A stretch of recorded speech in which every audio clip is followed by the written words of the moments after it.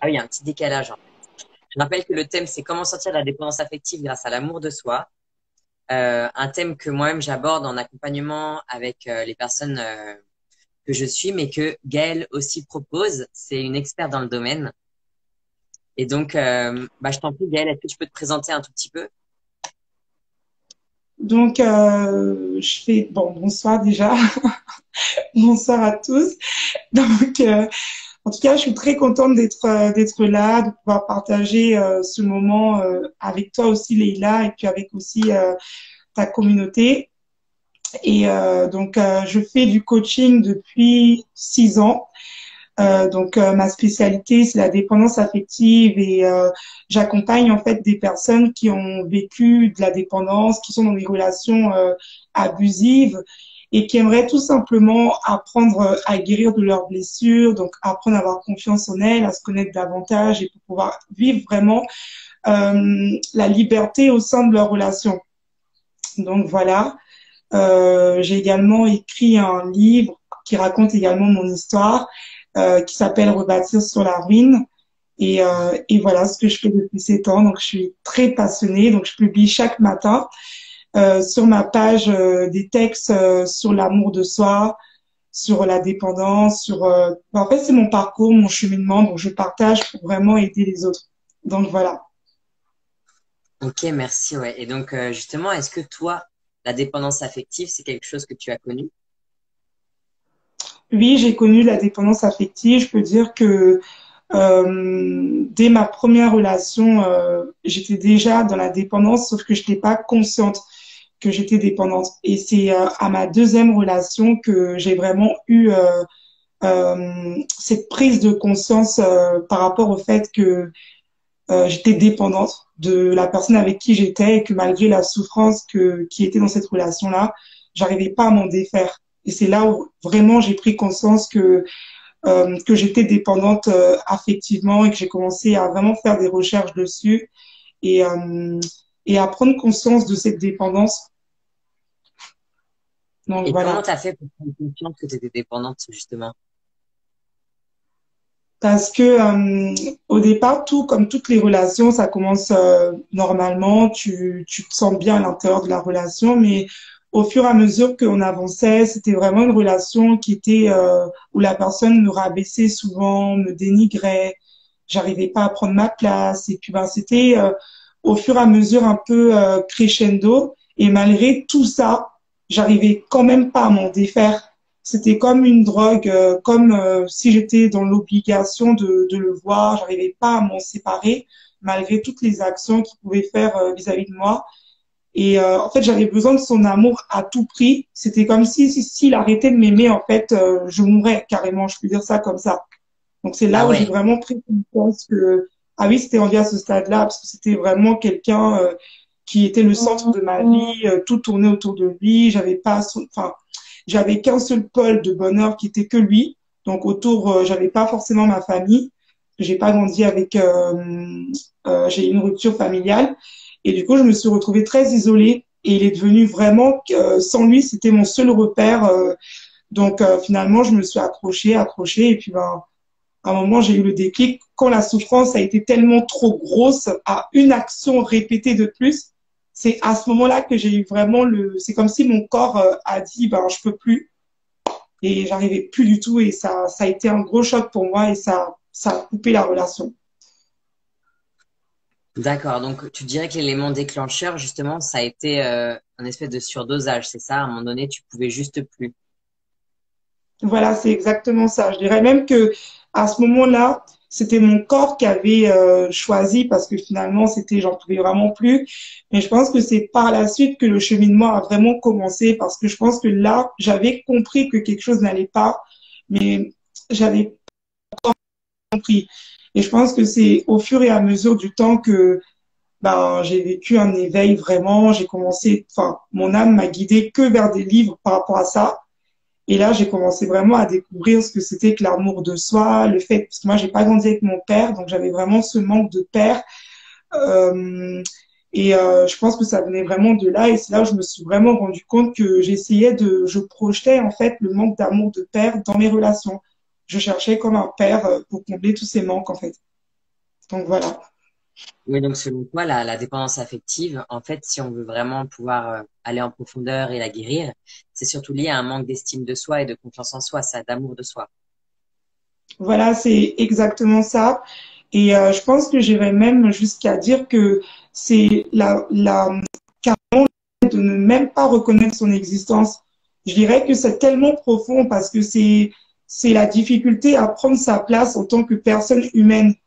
La difficulté à vraiment exister, parce que quand on existe, ben, on dit nos besoins. Quand on existe, on prend sa place, on s'affirme et on a quand même le droit de dire ce qu'on veut, ce qu'on veut pas. Mais quand tu es en dépendance affective, c'est comme si tout ce que tu es est complètement aspergé par l'autre.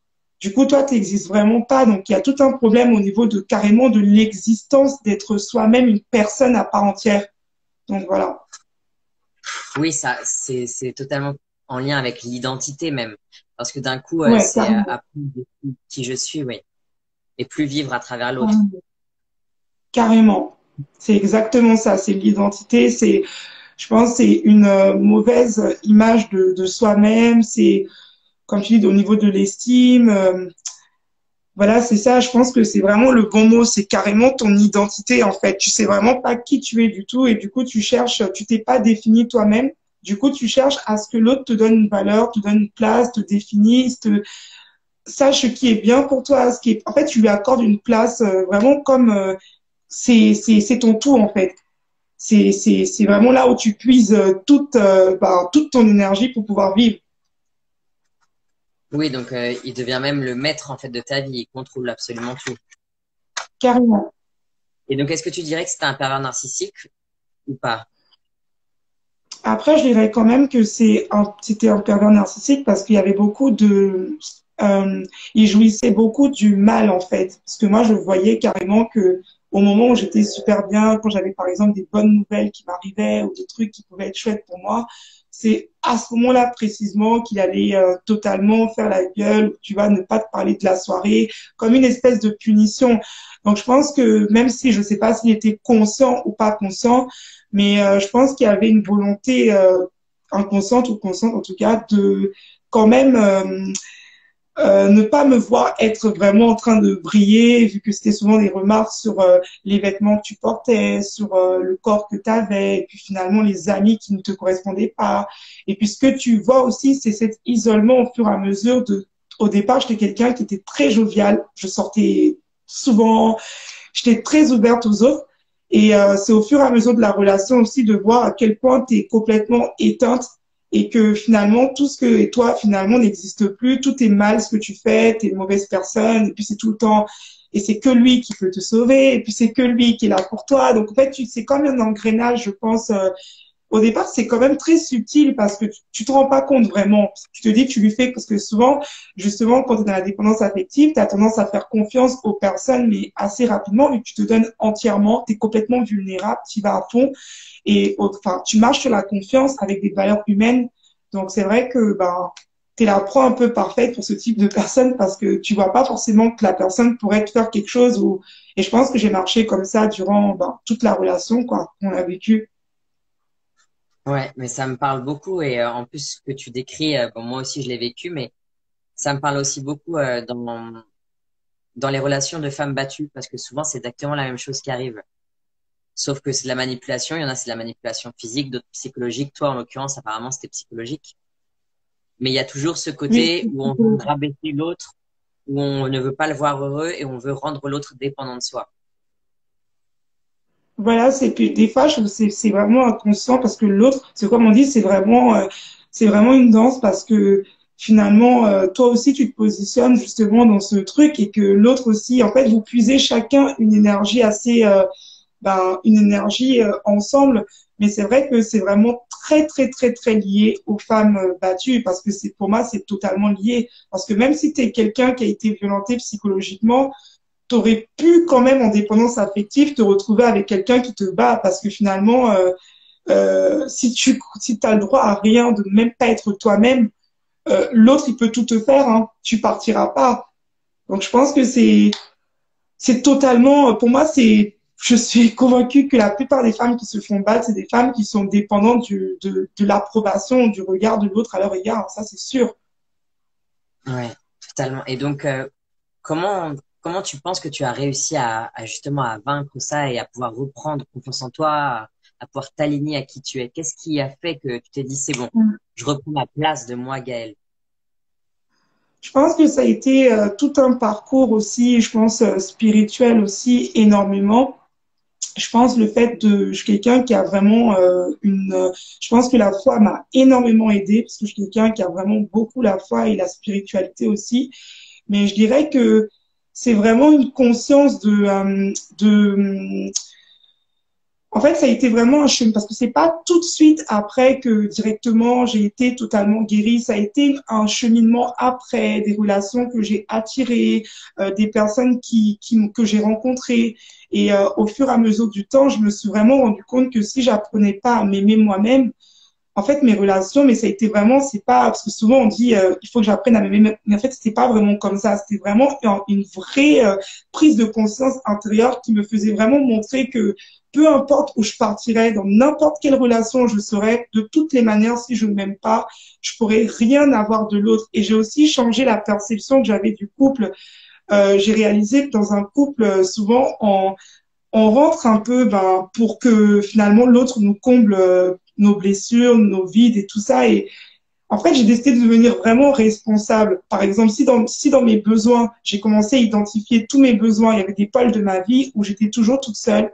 J'avais pas forcément d'amis, mais c'est normal que, enfin, il fallait que moi-même je me prenne en charge en fait, réellement, que j'apprenne à me prendre en charge, que quand je me lève le matin, je me dise, qu'est-ce que tu as envie de faire pour toi, Gaëlle? Aujourd'hui, tu fais quoi? Tu t'offres quoi? C'est tout un chemin en fait, vraiment de s'aimer soi-même. Après, accepter aussi, parce que quand on sort d'une relation abusive, des fois, on a aussi ce côté un peu de culpabilité qui se dit, mais comment j'ai pu être aussi donc, il fallait aussi accepter cette part de toi qui avait créé cette circonstance pour te permettre de te faire guérir ton âme et tes blessures. Donc, il fallait vraiment que j'accepte cette part de moi aussi, que je fasse la paix avec mon passé. Mais je dirais vraiment qu'on en sort, qu'on reprogramme totalement son esprit par rapport à soi-même et qu'on se connecte vraiment à la source divine. Moi, pour moi, il faut vraiment se reconnecter à la source divine parce Oui, c'est que clair. si t'as pas voilà, tu vois, il faut vraiment se reconnecter à la source divine. Pour moi, c'est essentiel. Pour moi, c'est parce que quand je me lève aujourd'hui, je me regarde au regard de la source. Pour moi, il n'y a pas d'amour autre que quelqu'un peut t'apporter, mis à part cet amour du divin qui est traversé en toi. Et même quand tu reconnais juste que tu existes, que tu respires et que finalement, si tu existes, c'est que naturellement, tu as ta place, c'est que tu es aimé, c'est que tu es choisi, c'est que tu es accueilli déjà par une source. Donc, finalement, tu n'as plus besoin de cette approbation. Mais je pense que, comme on dit, c'est une prise de conscience et tout un cheminement intérieur. C'est ça. Bah oui, parce que quand tu te sens aimé inconditionnellement par la source, par l'univers, tu n'es plus en besoin que l'autre te valide en permanence. Et je pense qu'on est beaucoup à avoir été, et peut-être certains encore le sont pas mal, à toujours vouloir l'approbation de l'autre, à faire que on veut que l'autre nous aime. Et donc on est prêt à devenir ce que l'autre veut de nous. Il y a quelque chose que tu as dit qui est très Totalement. intéressant, que j'aimerais rebondir aussi, c'est tu parlais de se responsabiliser. Et moi, je trouve ça vraiment très fort parce que je pense que justement porter la responsabilité de ses besoins, c'est vraiment une des premières choses qui va permettre un peu de se guérir. Parce que tu prends conscience de tes besoins et après tu passes à l'action quand tu disais si bien pour faire tes besoins. Ben, Et donc, totalement. Et je pense que, comme tu dis, le fait de vraiment prendre cette responsabilité, c'est aussi vouloir une relation qui est harmonieuse. Parce que des fois, on se dit, je veux une relation qui est harmonieuse, je veux la bonne personne. Mais le problème, c'est que quand on se pose la question de savoir si nous-mêmes, finalement, est-ce qu'on serait un choix, est-ce qu'on se choisirait soi-même finalement quand et je pense que c'est vraiment ça qui m'a aussi ouvert les yeux, c'est le fait de se dire que si j'arrive pas à me donner ça, si je me construis pas suffisamment en tant que personne, je vais soit attirer quelqu'un qui lui non plus n'est pas forcément construit dans son être et qui va chercher peut-être aussi à se compléter en moi. Mais si je prends pas conscience que j'ai toutes les ressources, j'ai toutes les capacités pour pouvoir m'épanouir moi-même en tant que personne, euh, même si je vais avec quelqu'un, je ne serai pas plus heureux. Donc, j'ai un peu fait le deuil et lâché toutes ces croyances sur un bonheur externe, cette illusion de bonheur externe que un partenaire viendrait parce qu'on serait ensemble être heureux. Parce que c'est pas possible, en fait. Ce que, même si le partenaire te donne tout pour être heureux, si t'es pas, si toi-même t'arrives pas, par exemple, s'il rentre le soir et que il t'a fait un bon plat et que toi, il t'a même pas dit, par exemple, tu lui as fait un bon plat, il t'a même pas dit merci et que finalement, qu'est-ce qui se passe? Donc tu commences à faire une crise, qu'est-ce qui se passe? Donc après, tu prends aussi conscience que tu dois changer en fait ton fonctionnement. Parce que même pour toi-même, pour que la relation soit harmonieuse, pour tout, parce que tout part de toi en fait. C'est pas l'autre qui va rendre une relation harmonieuse. Donc c'est un peu ça aussi que j'ai compris. Ah, mais c'est clair, mais moi je valide à 10 000%. C'est ce que j'enseigne aux personnes que je Mm. suis, c'est ce que j'ai moi-même appris, c'est que tout part de soi. Et c'est très intéressant hein, que tu abordes aussi la notion de couple, parce que c'est clair que actuellement dans la société, souvent il y a cette espèce de mythe, de fantasme, comme quoi, surtout pour nous les femmes, tu vois, comme quoi on est épanoui, on a réussi quand on est en couple, voire même quand on a des enfants, tu vois, avec cette pression. Et alors qu'en fait, être en couple, c'est hyper intéressant, mais quand toi déjà tu es guéri. Parce que pour moi, le couple, c'est 1 + 1 = 3. C'est-à-dire qu'il y a toi, il y a Mm. moi et il y a notre couple. Mm. Et c'est pas cette fusion, tu sais. Je pense que beaucoup Oui, de fois, on parle de la fusion, genre, bah, tu vois ce que c'est. oui, carrément. Je pense que les personnes, après, avec les films, ce qu'on a l'habitude de voir, ou même parfois chez nos parents, ce côté de sauveur où finalement l'autre porte la responsabilité de venir nous sauver de notre mal-être, de tout ce qu'on n'arrive pas à traverser soi-même parce qu'on ne se sent pas responsable. Hein. Donc, c'est plus facile de dire à l'autre de venir porter toutes nos peurs, tout ce qu'on n'arrive pas nous-mêmes à regarder. Donc, je pense que oui, on a ce côté où c'est pour ça qu'on a aussi cette vision de l'amour qui est vraiment où je m'efface dans l'autre. Et j'aime bien ce que tu dis parce que moi, je vois vraiment le couple comme vraiment deux entités vraiment différentes, deux personnes qui se sont construites, qui se sont épanouies et qui ont envie d'être ensemble pour partager ce qu'elles ont découvert d'elles-mêmes. Et finalement, c'est plus qu'une envie, mais pas du tout un besoin. Et c'est pas c'est vraiment une envie d'être avec l'autre parce que j'ai assez de bonheur en moi, je me sens assez heureuse pour pouvoir maintenant donner à l'autre dans le couple, quoi. Parce que si j'ai rien à l'intérieur de moi, c'est que du vide, hein, sans fond. C'est ça. Et c'est là qu'on s'aperçoit que la dépendance affective, en fait, elle est vraiment omniprésente dans notre société, beaucoup plus que ce qu'on croit. Parce que bien sûr, après, il y a les extrêmes avec les manipulateurs ou les pervers narcissiques. Mais sans aller dans les extrêmes, la dépendance affective, elle concerne énormément de gens au quotidien, dans plein de relations de couple, dans la majorité des relations de couple, j'ai envie de dire. Parce que souvent, il y a ce côté j'ai besoin de toi, ou tu vois, sans toi, je vis pas, ou sans toi, je suis rien. Et rien que ces mots-là, déjà, ça veut dire qu'il y a la dépendance.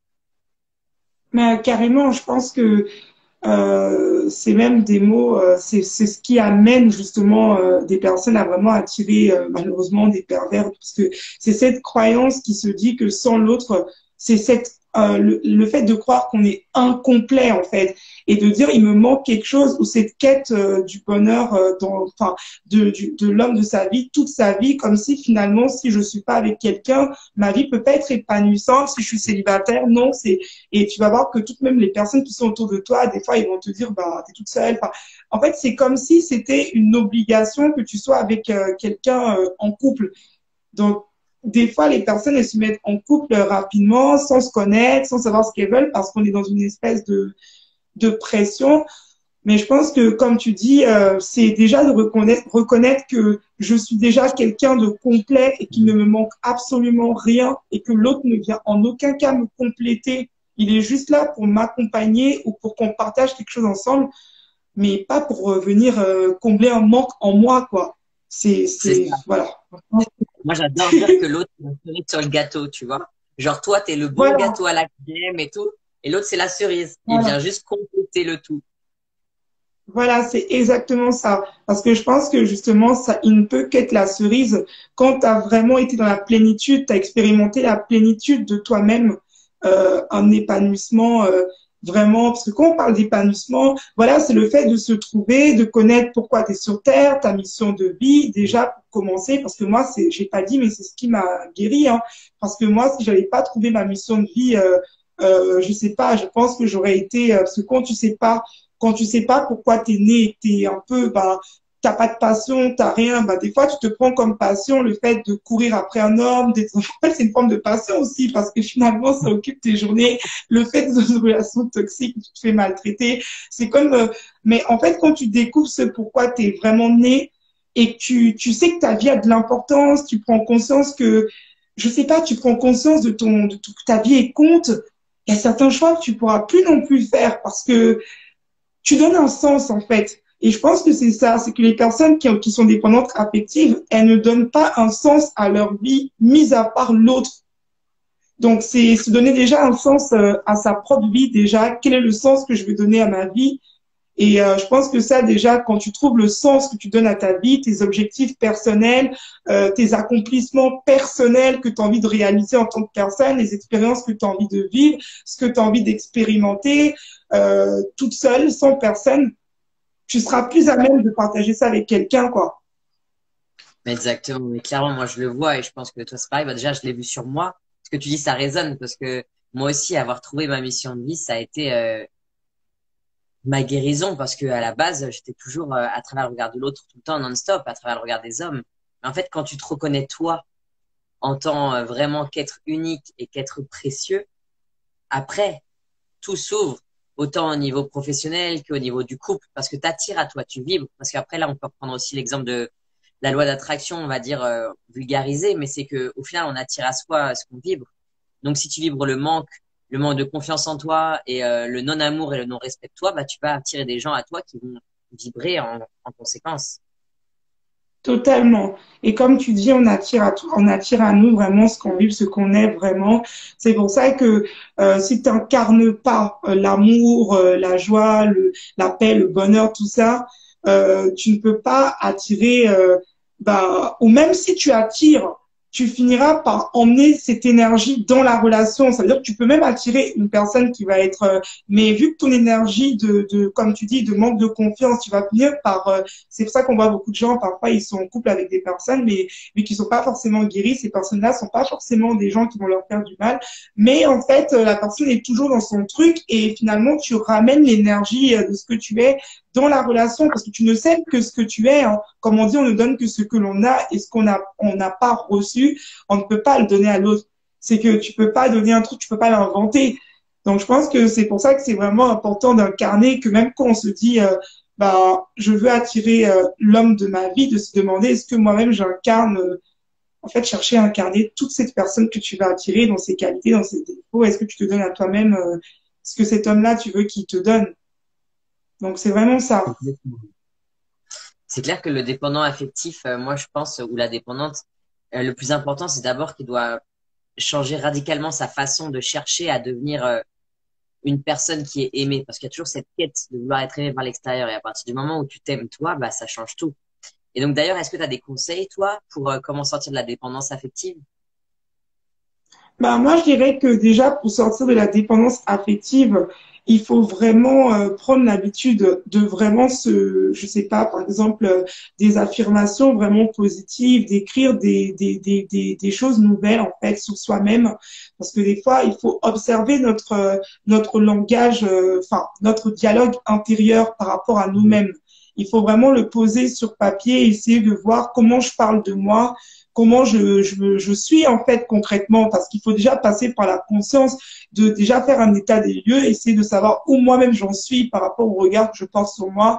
Est-ce que je me maltraite? Est-ce que je me respecte? Est-ce que j'arrive à poser mes limites? Est-ce que j'arrive à m'affirmer? Est-ce que j'arrive à dire ce que je veux, ce que je veux pas? Donc voilà, essayer de faire tout ça.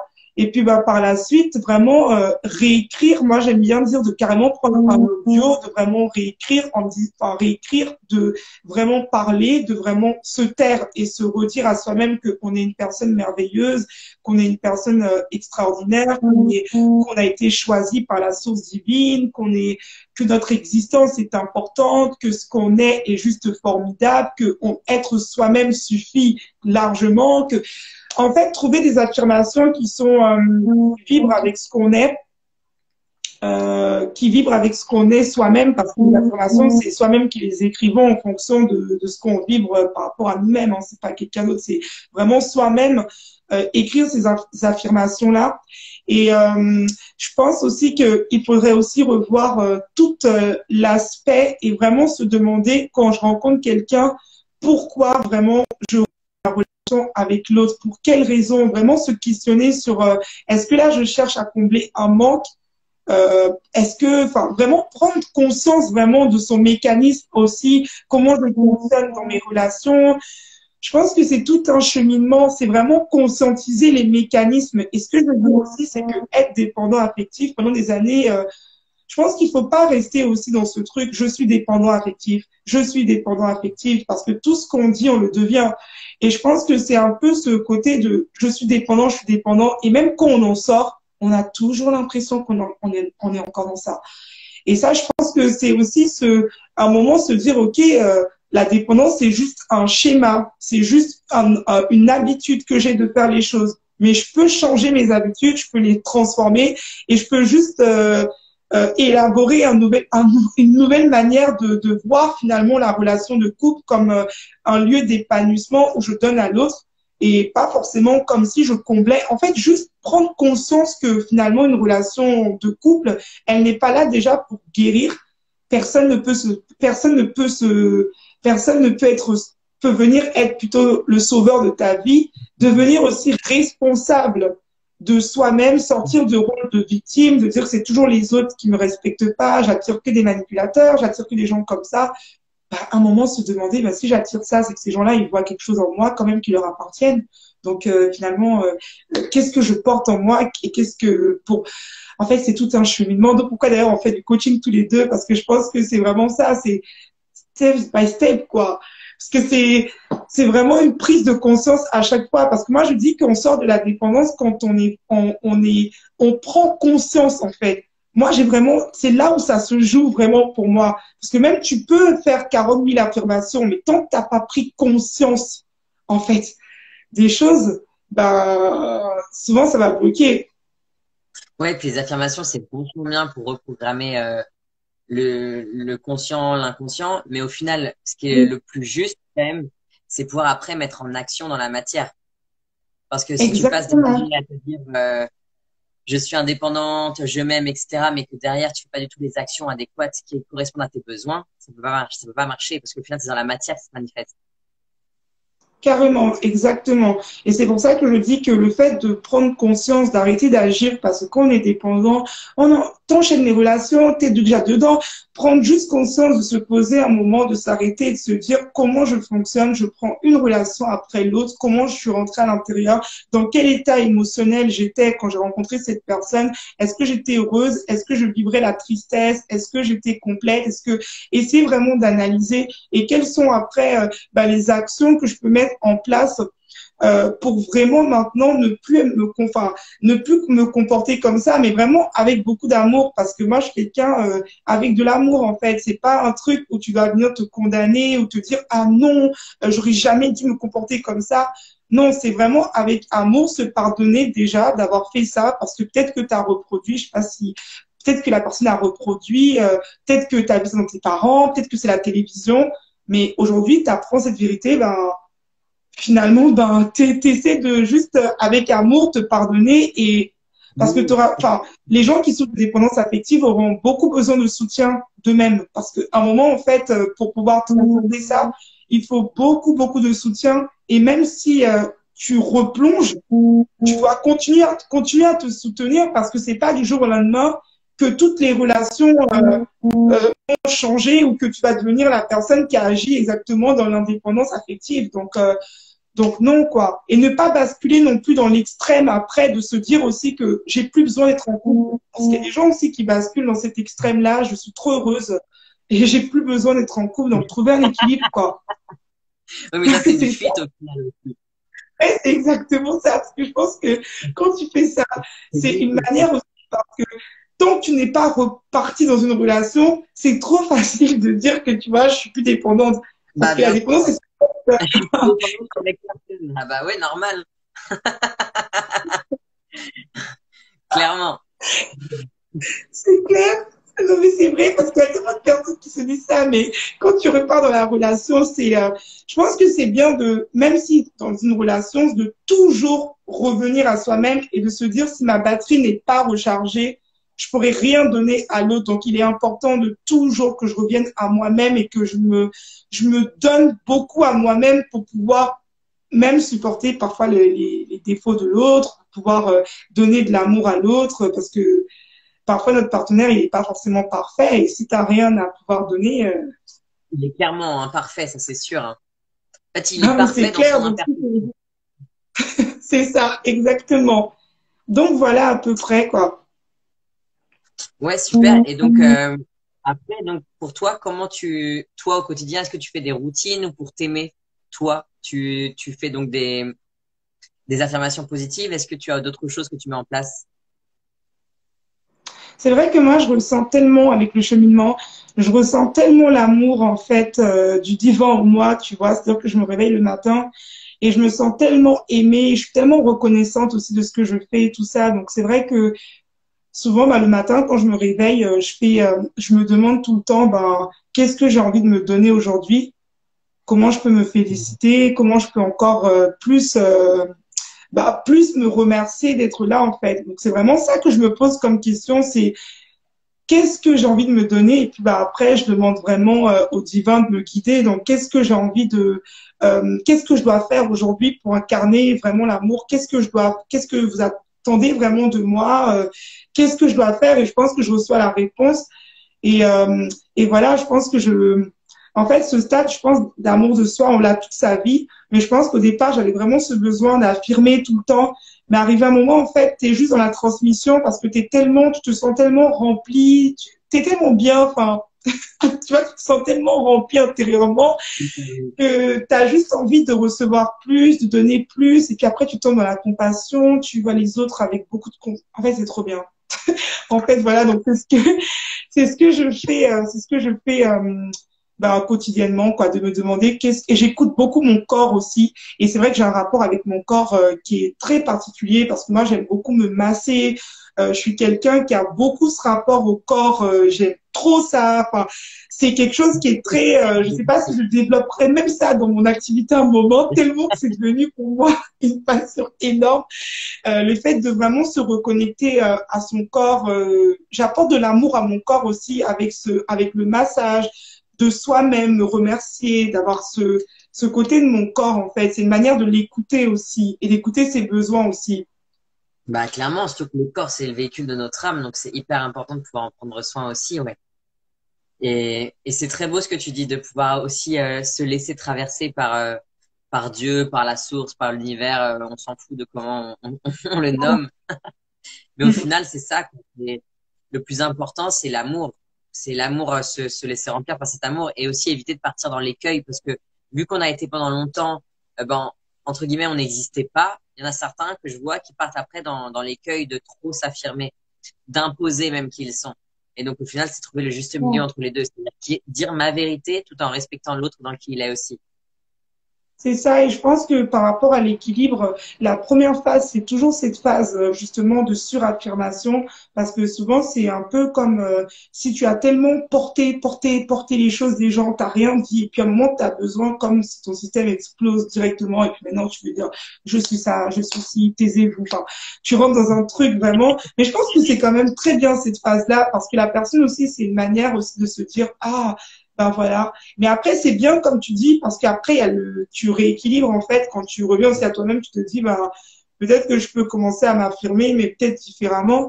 Et comme tu dis, quand tu te respectes vraiment dans le profond respect et d'amour de toi-même, tu cherches pas à écraser la personne qui est en face de toi. C'est pas tu cherches pas à ça, en fait. Tu sais que tu as ta place, t'as pas besoin de gueuler, tu peux parler ou communiquer avec l'amour aux personnes pas forcément leur crier dessus ou imposer que voilà, c'est maintenant.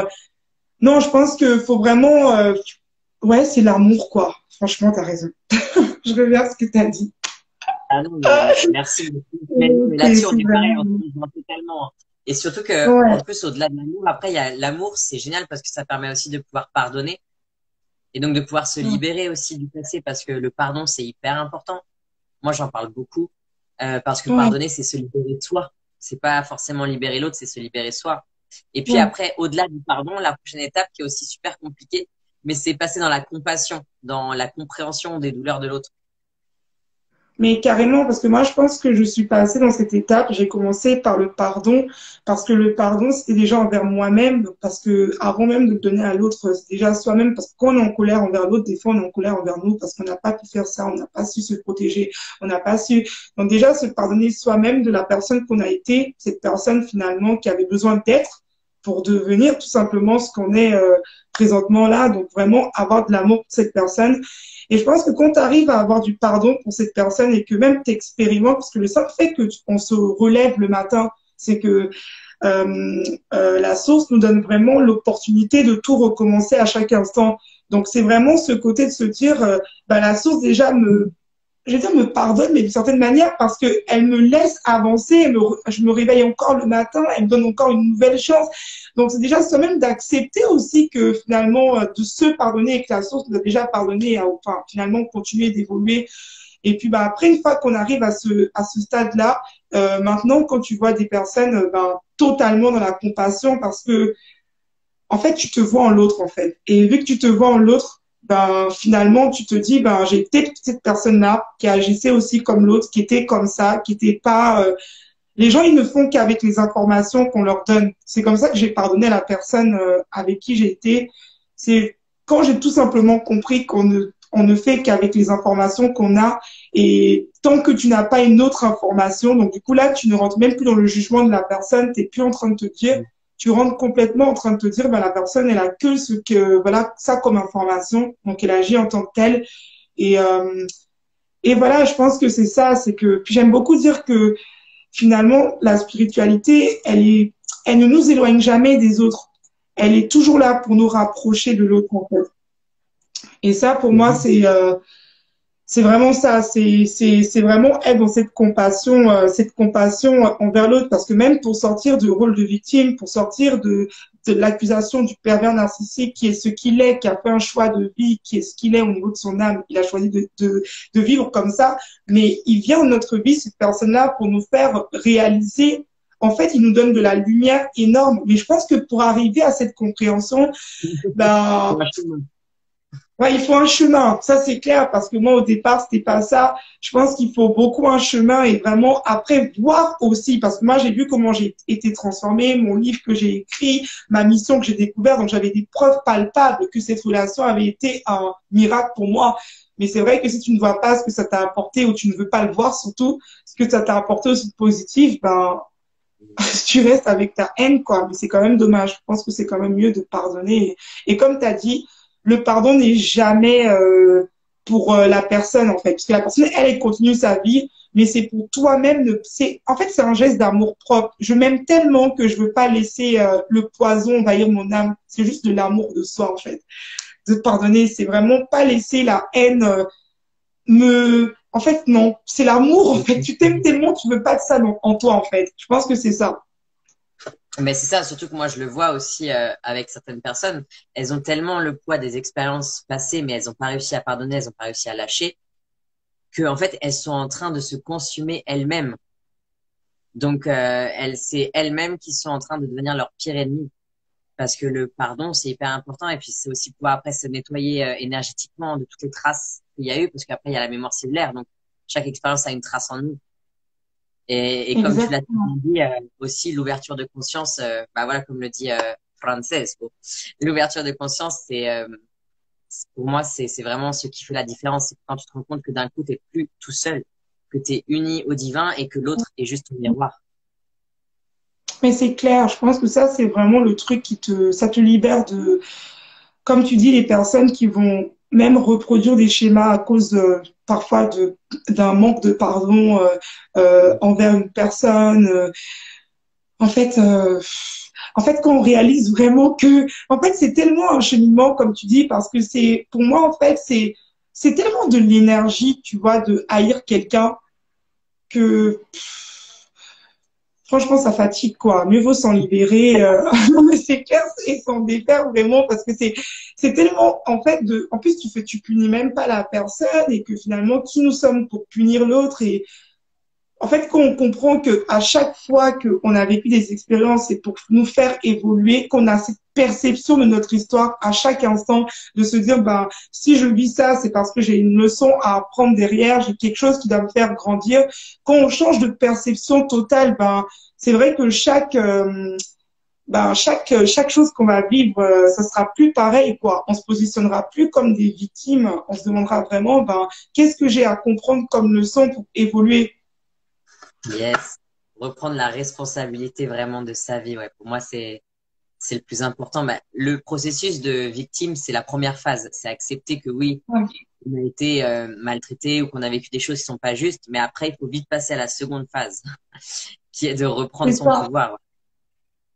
Carrément, je pense que tu as vraiment raison d'insister sur ça parce que c'est un chemin, comme tu dis, tu dois passer par ce stade de victimisation pour accéder. C'est ce que j'aime bien dans la vie, c'est qu'on doit toujours passer par une étape finalement parfois d'ombre pour accéder chaque fois à la lumière en fait. Et je pense que quand on est victime, ben c'est une étape un peu d'ombre. On est là, on se prend pour la vie est contre nous, tout ça. Et puis arrivé un moment, ben tu vas lever la tête et tu vas te dire, ben maintenant qu'est-ce que je fais de mon expérience? Est-ce que mon expérience va m'assommer? Parce que, ou alors est-ce que je vais faire de mon expérience une force pour pouvoir évoluer? On a toujours ce choix-là qui se pose arrivé à un moment de où on reste toute notre vie victime, ou à un moment on se dit, bah non, moi j'ai envie de continuer à vivre, j'ai envie de m'ouvrir à nouveau et j'ai envie de transcender ça, quoi. Ah, mais clairement. Et puis, toi comme moi, c'est clair que nos forces, elles sont là aussi grâce à nos expériences passées. Donc ça, c'est hyper Ben, important. Et bah écoute, merci beaucoup pour tout ça, pour ce bel échange. Alors, tu as écrit un livre, c'est ça? oui, j'ai écrit un livre qui est juste là d'ailleurs. Alors, c'est Rebâtir sur la ruine. Désolée. C'est Rebâtir sur la ruine et en fait, c'est dans ce livre-là, je parle de comment se reconstruire après une relation toxique. Donc c'est mon témoignage au tout début du livre, mais c'est vraiment mon cheminement vers le pardon, vers l'amour de soi-même, vers comment je suis passée de la dépendance à l'amour de soi, comment j'ai réussi à faire de mon histoire une force avec des exercices pratiques. Vraiment, c'est vraiment du victime au vainqueur, quoi. C'est c'est vraiment ça ce Mhm. livre.